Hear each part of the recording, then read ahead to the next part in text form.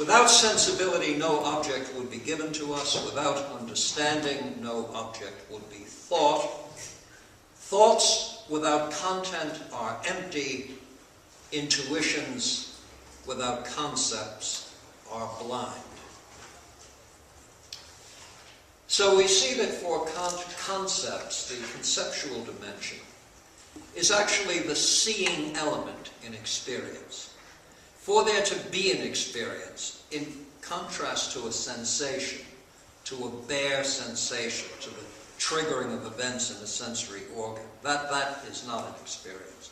For there to be an experience, there must be an experience of something. And for there to be a something, it has to be an entity subsumable under a general class of things, whether it's a chair or a person.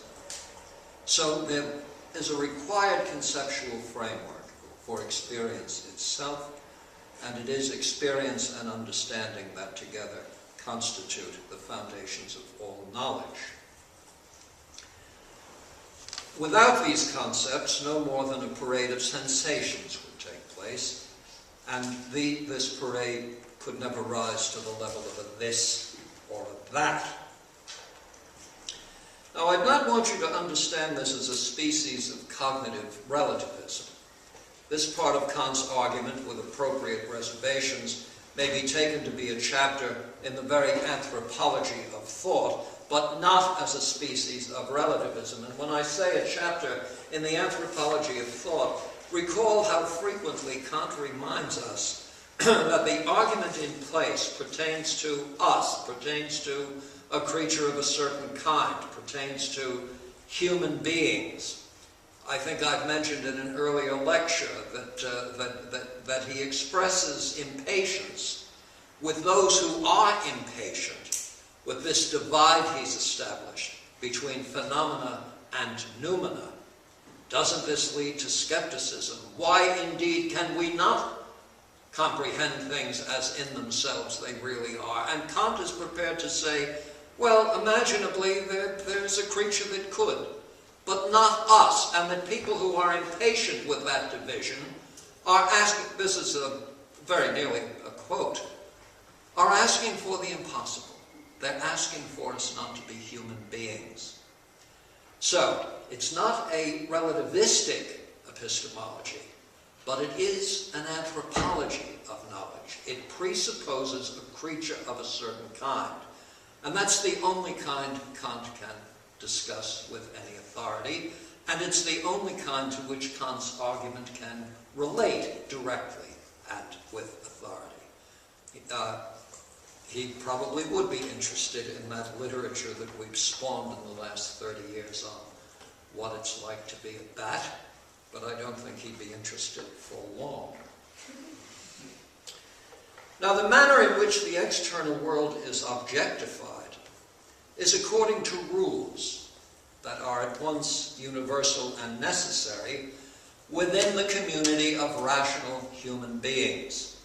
This is another way of saying this isn't a relativism that leads to skepticism. The rules that govern the synthesis of the manifold of sensuous content, these rules are universal and necessary. It's conceivable that some different creature might subsume appearances under different rules. That, of course, is not only something we don't know, it's something we couldn't know. The emphasis here is on what is knowable in principle by the sort of creature that we happen to be.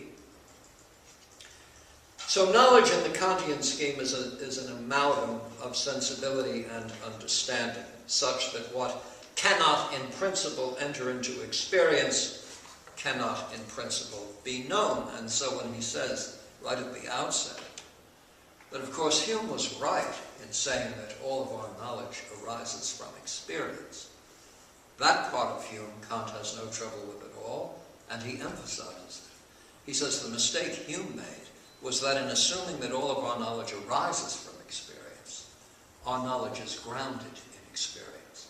And what Hume failed to appreciate is the necessary elements of cognition that must be in place for there to be experience.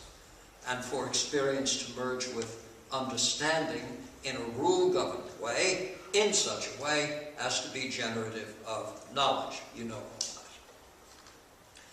To be known, an object must go beyond an element of experience, and it must be located within a conceptual framework. So what's required now is an argument that establishes the necessity and universality of the pure concepts. How come they're not just haphazard? Required is what Kant refers to as the transcendental deduction of the categories. Now he says not every kind of knowledge a priori should be called transcendental, but that only by which we know that and know how certain representations can be employed or are possible purely a priori. Transcendental in the sense of establishing the necessary enabling conditions for something else to take place. So how do sensations of the most rudimentary sort enter into the formation of concepts? And how does the manifold of otherwise disparate appearances become a unified experience in a given consciousness? Remember, we not only have to get all of this flotsam unified, but it must be unified in a consciousness, and it has to be unified in a consciousness that actually has a street address, so that all this is taking place in you, or you. It's not just out there somewhere. So there has to be a self-consciousness in which all of this somehow takes place. And this has to be achieved without begging the question. Now, I do want to say something I have before on the kind of deduction that Kant has in mind, this transcendental deduction of the categories. I mentioned this to you before. Kant did have an interest. Kant had an interest in everything. He did have an interest in certain political events of the time, jurisdictional disputes, boundary and border disputes in various German principalities and so forth. He didn't make a close study of this. But anyone with an interest in that certainly would have been exposed to what were referred to as deductionspflichten. These are filings, formal filings. Today we talk about them as legal briefs to establish the authenticity of a claim. And that's the sort of deduction he has in mind. He's talking about an argument that a jury would find compelling. In other words, it's not a logical deduction of the categories, it's a transcendental deduction, and the deduction in question is to make out this case. Since we can do such and such, since this happens across all of us, there's no question about it, don't you agree that for this to be the case, that must be the case? For the conceptual lives we live, for the knowledge claims that we routinely make, do you not see that there are certain pure categories of the understanding that must be in place? They must constitute the template, the framework, the necessary conditions for the knowledge we know we have, you see. It's that kind of argument.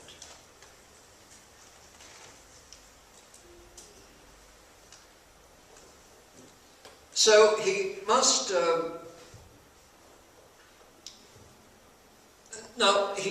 he must provide the argument for the conclusion that we are in a position to make objective judgments regarding entities in the external world.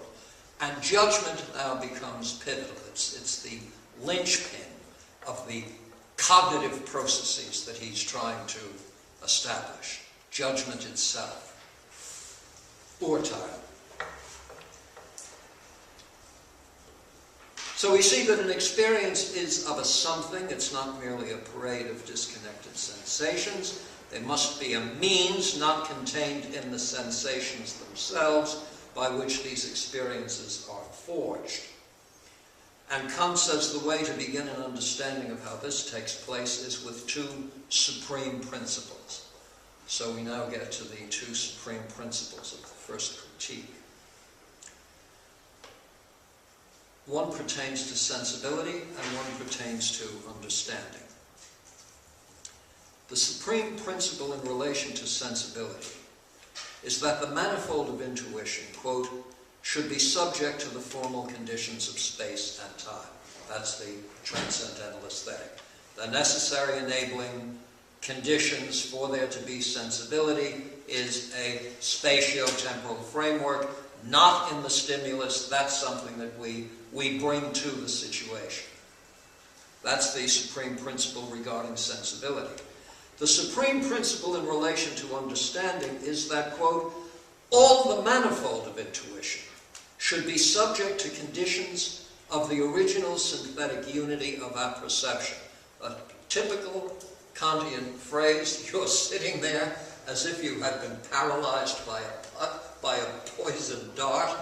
If I say it again, your facial expression will not change one whit. I will prove this by saying it again. The supreme principle in relation to the understanding, listen now, you're Oxford students, meaning nothing gets by you. This will. The supreme principle in relation to the understanding is that, quote, all the manifold of intuition should be subject to conditions of the original synthetic unity of apperception. What's the manifold of intuition? It's all that impinging stuff, you see. Spatio-temporally received, you see. Intuition. Anschauung. This mode of reception. And what has to happen to it? It has to get synthesized. And it has to get unified. I shall give this to you. If it were the States, you could probably put this on Sesame Street. I will give it to you by way of Sesame Street. Part of the manifold of intuition is hot. Another part of it is black. A third part of it is viscous. A fourth part of it is wet. And a fifth part of it is a pungent aroma. Absent the synthetic unity of apperception, you will never get a cup of coffee out of this. Now the eyebrows lower a bit, and the poison has worn off. So we've got to have the synthetic unity of apperception imposed on these sensuous intuition, the manifold of sensuous intuitions, which, by the way, do not come carrying a code for unification. We provide the unification. The external world provides the manifold, otherwise known as, we want a technical term for this, otherwise known as the mess. Right. And out of that, we make a cup of coffee. Constantly on my mind during these lectures, by the way. Now, we're the jury in front of Kant as he argues his case, and we have to judge whether he's made his case for the transcendental deduction of the categories. The transcendental, as noted, refers to the necessary conditions for there to be knowledge at all. He puts it this way as early as A12.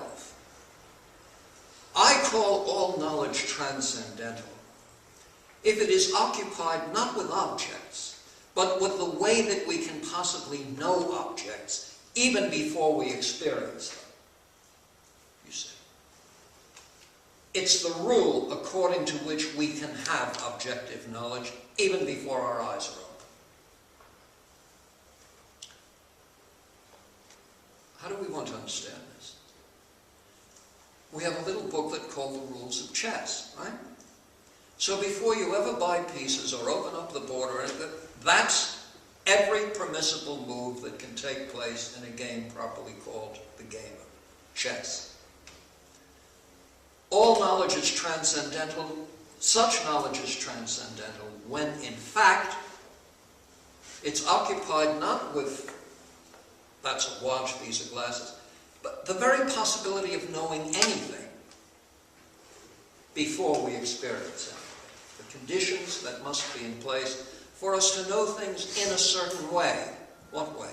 Our way of knowing things.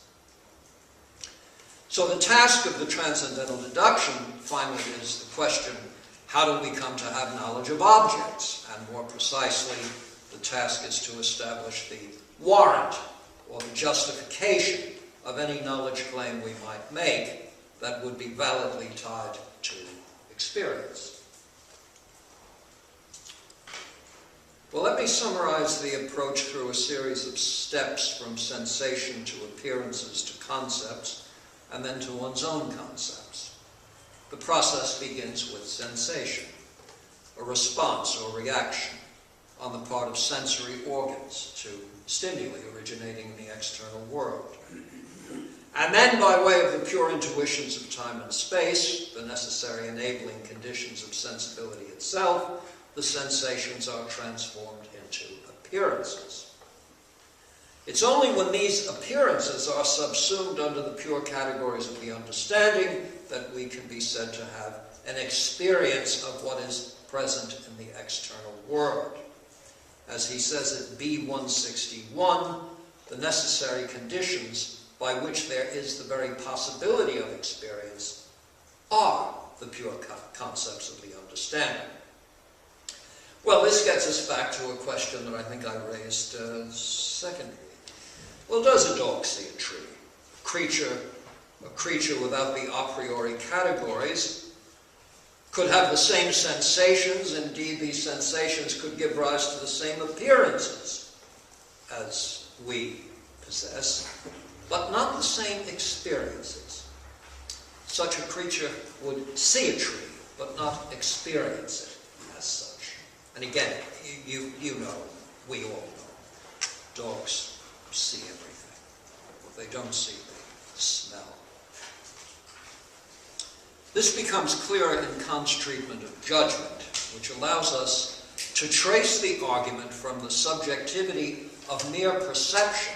And this is a key distinction that I do hope you'll rivet to the most functional part of what? Frontal cortex, I should think, and bits of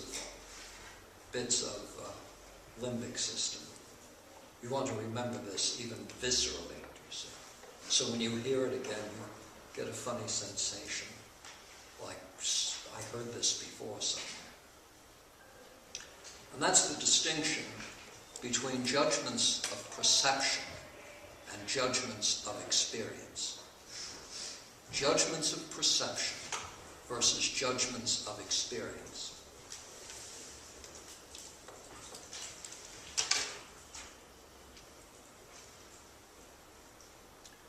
The subjectivity of our perceptions, being what it is, will give rise to a subjectivity of judgment.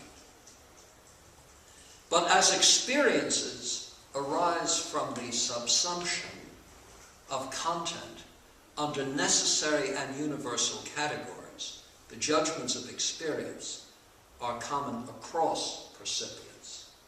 And that's going to be part of the argument that has to be made. Now, integral to this entire process is the faculty of imagination. It's through the imagination that concepts and intuitions become synthesized, and become synthesized according to a universal rule, which Kant refers to as a schema. This is the way the understanding will rise to the level of empirical knowledge, and objective empirical knowledge. The imagination is what has the power of drawing together certain elements in an otherwise disconnected assortment of sensations, drawing together just those elements that constitute a knowable something.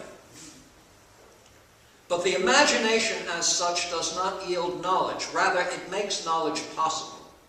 It's only when the synthesis of the manifold is then brought under the pure categories of the understanding that knowledge as such arises. Now you might say, well, the imagination, the word itself is suggestive of a kind of subjectivity. Am I using my imagination when I do this? And Kant wants to be clear that the process of synthesis is not arbitrary.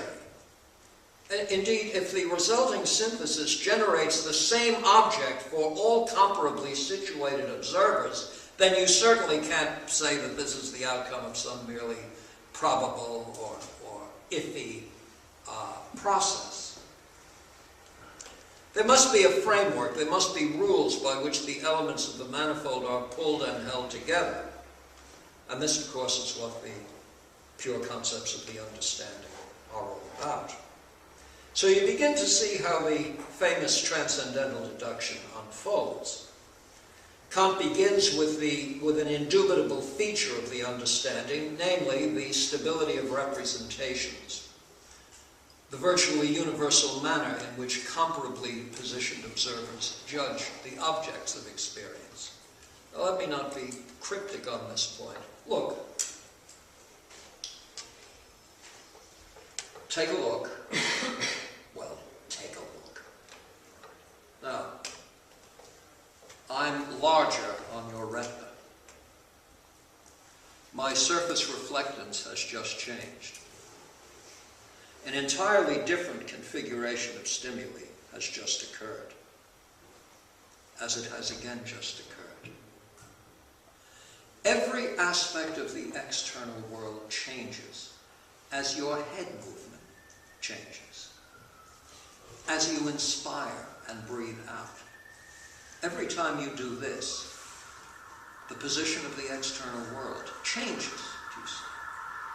Now you've got this incessant system of continuous alteration, constant alteration, in a world that nonetheless contains things that retain their resemblance throughout all these transformations. How does that happen? It happens insofar as some aspect of the external world remains a this. And it remains a this by being conceptualized. So that you are no longer limited to judgments of perception, which can be exquisitely detailed, but you now are in a position to make judgments of experience. Yes, as the chap on the hill approaches me, his retinal projection gets larger and larger. A judgment of perception, which, by the way, in classical psychophysics would be called the stimulus error, is now corrected by the fact that you happen to know it's a person whose size doesn't change as he gets closer to you. Do you see what I'm talking about? The difference between something that's perceptually governed and something that's conceptually governed. Percepts and concepts are quite different.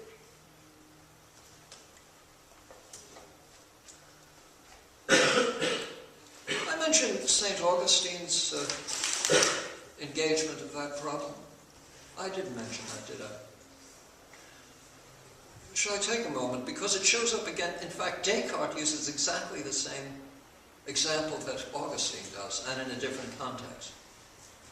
Augustine uses his to become a saint, and Descartes to retain his credentials as a philosopher. Well, how do you become, well, you can become a saint in a lot of different ways, but St. Augustine was on the way to becoming a saint by effectively battling heresies. Now here's a heresy for you. Of course, it couldn't take place today. Nobody would think this way today. When people talk about God and tell you what they really mean by God, they assign attributes that, by the very nature of God, are beyond the range of possible experience. God is an infinite this, a maximum that, all you can ask for, etc., etc., has no moving parts, occupies no space, the whole cosmos is somehow in his imagination. You know the story. So there isn't any empirical grounding for epistemic claims regarding God. So when you talk about God, quite literally, technically, you're talking about something you couldn't possibly know anything about, because there is no perceptual grounding for the knowledge claim. Right? There is a sort of thing, I won't name names, but I mean, we could bring in an estimable group of Oxford leading lights, probably saying, "My point exactly." Well, so St. Augustine said, well, look, every normally sighted person can perceive a geometric object with 4 equal sides, pairs of sides subtending angles of 90 degrees. We call that a square. And as everyone can perceive such a figure, so everyone can conceive of such a figure.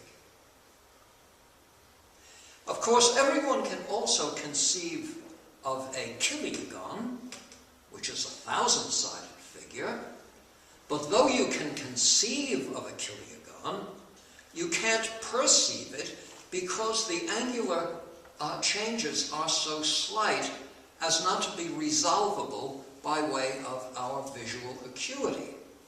So you see, you can have quite a clear conception of something that really exists without perceiving it.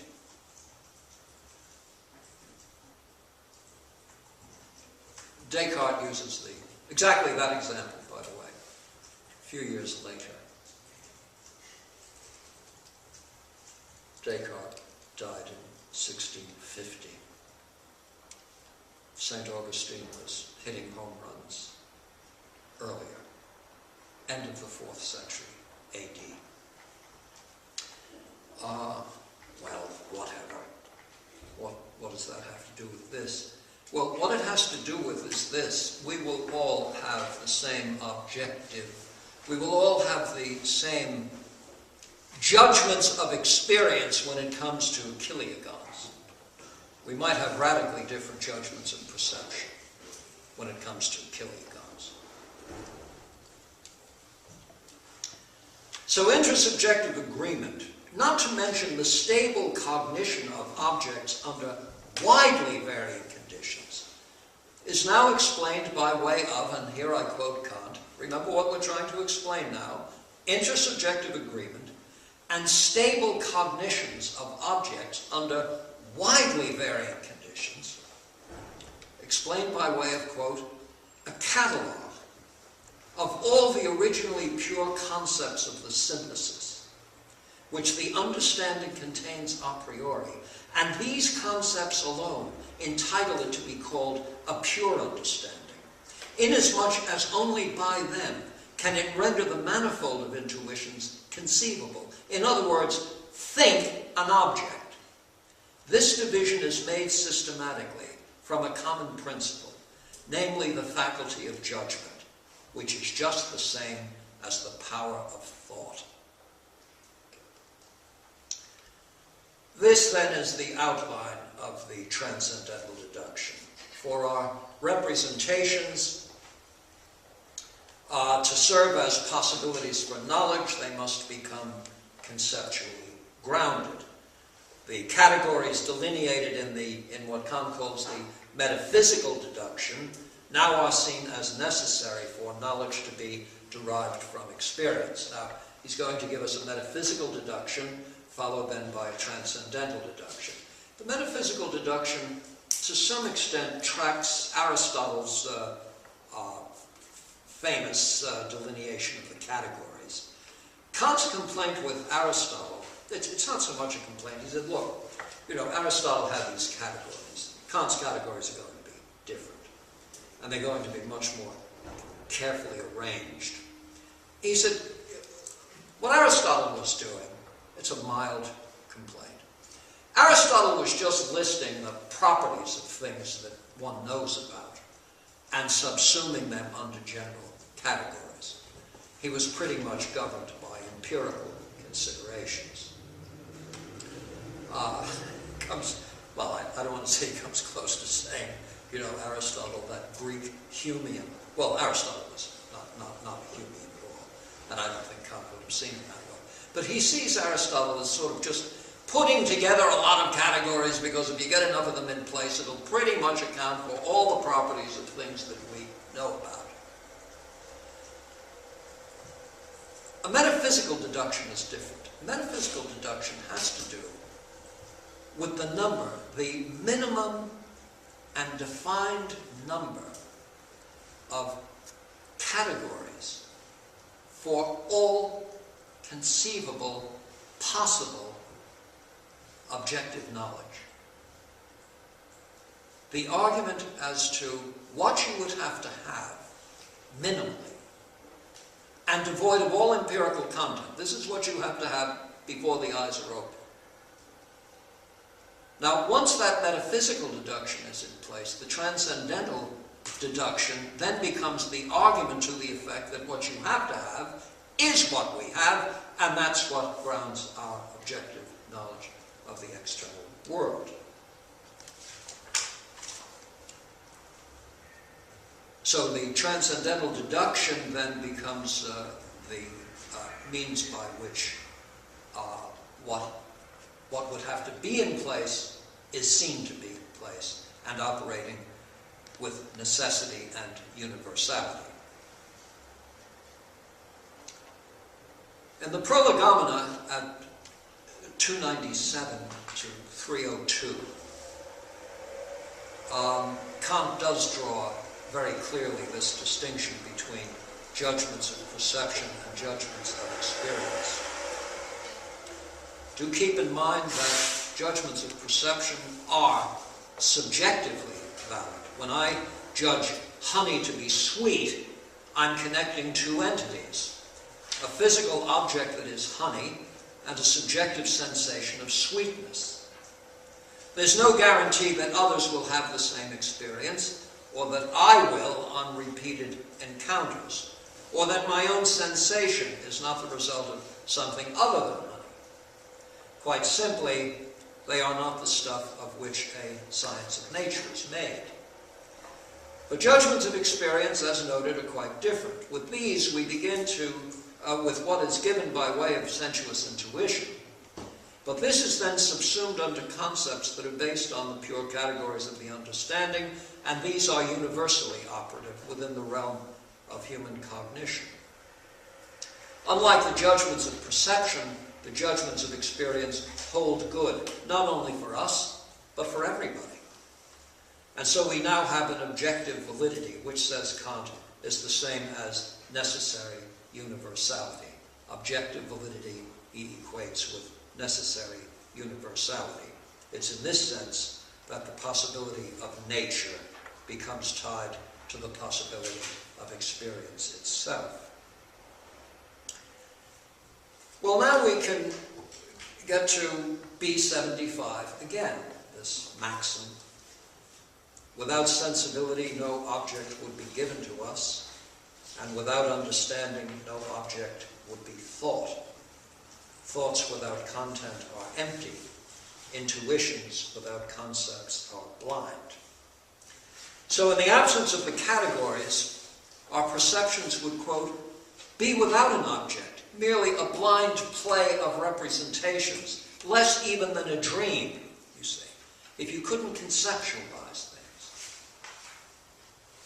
Note that the various elements of the objects of thought are synthesized, but a given object is encountered, as I noted, under radically different conditions at different times. It retains its identity as a this or that, surely not as a result of anything delivered by the senses. In fact, to the extent that we are in the thrall of our sensory processes, it can never be the same object on any successive sampling. All right, so that's the transcendental deduction of the categories. It has spawned a huge literature, much of it critical. And there are problems that arise within the argument itself. Some of these were duly noted, if I may say with all due respect, were rather more discerningly noted by Kant's contemporaries than by many of my contemporaries. But those are not the same contemporaries. Kant is clear on the need for a process by which otherwise various and varying representations are held together. He describes the process of synthesis as, quote, the act of putting different representations together and grasping what is manifold in them in one cognition.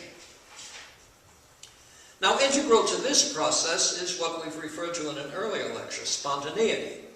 Sensations as such are devoid of structure. Synthesis yields structure, and spontaneity gives rise to creative and flexible cognitions. We're not zombie-like in our modes of representation.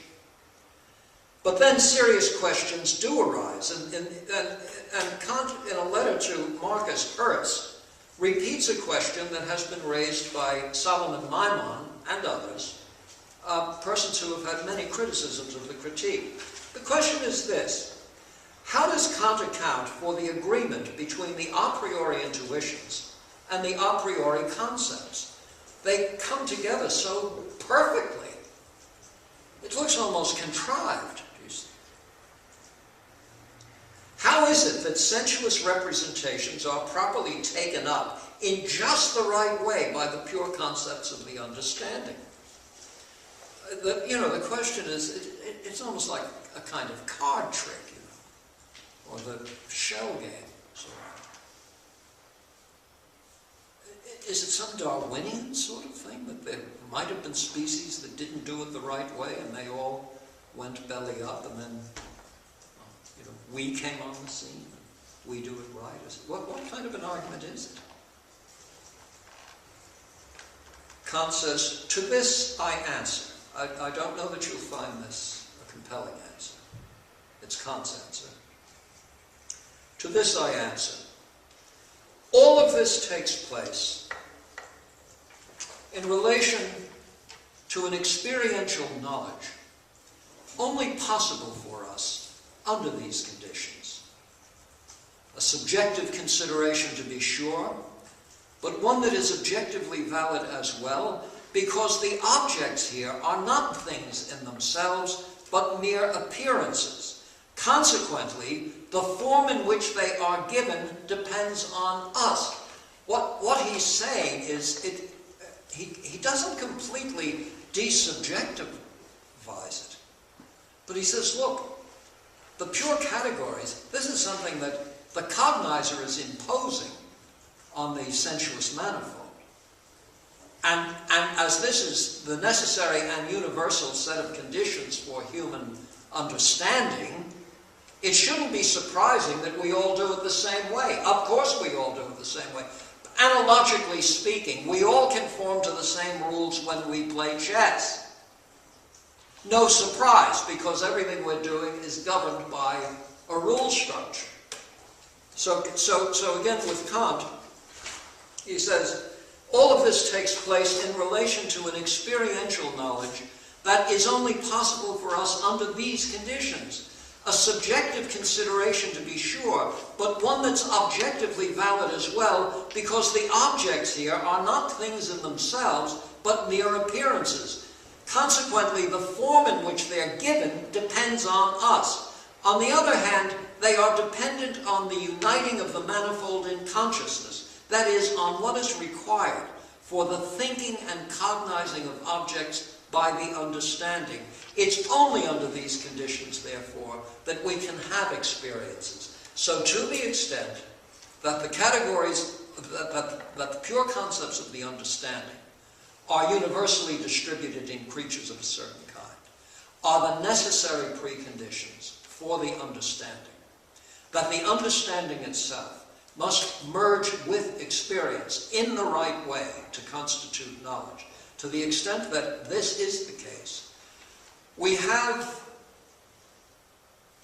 an anthropological perspective on knowledge, but a universalist anthropological perspective. It can't be subjective in the sense that it is subject to the willy-nilly subjective states of a percipient, because the knowledge claimed is not grounded in perception. It's grounded in the pure concepts of the understanding as necessarily and universally distributed. I said that I would be performing a transcendental deduction in this room, and in case you hadn't noticed it, I did.